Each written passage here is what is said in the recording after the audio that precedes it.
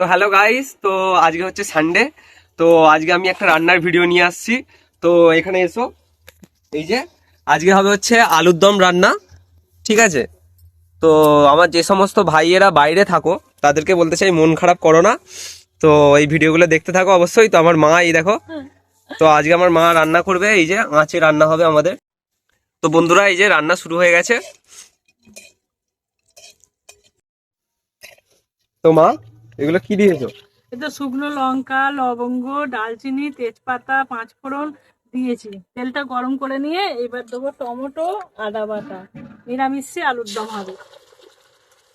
এই টমেটোটা দিলাম, দিয়ে একটু নেড়ে নিচ্ছি।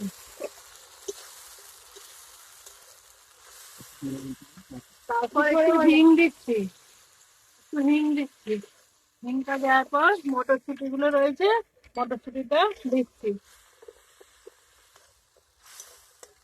লঙ্কা গুঁড়ো দিয়েছি, এবার একটু হলুদ গুঁড়ো দিয়ে দিচ্ছি অল্প করে।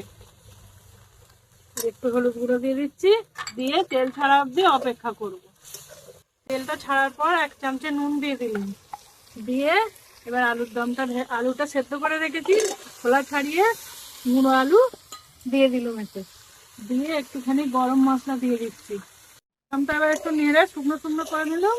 এবার একটু সামান্য জল দিয়ে দিচ্ছি।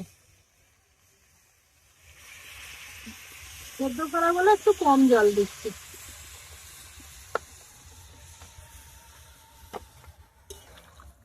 একটু ফুটে উঠলে নামিয়ে নেবো। গাইস, আমাদের রান্না অলমোস্ট কমপ্লিট হয়ে এসছে। তো সঙ্গে থাকো। আলুর দমটা ফুটে গেছে, এবার নামিয়ে নিচ্ছি। তুই মুড়ি দিয়ে আলুর দম খেয়ে নে। আলুর দম দিয়ে মুড়ি খেয়ে নে বাবা, খেয়ে বল কেমন হয়েছে।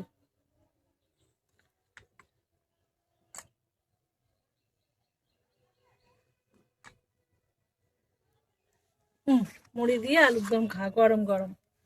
কেমন হয়েছে বলবি আমাকে, আবার তাহলে নতুন রেসিপি রান্না করবো।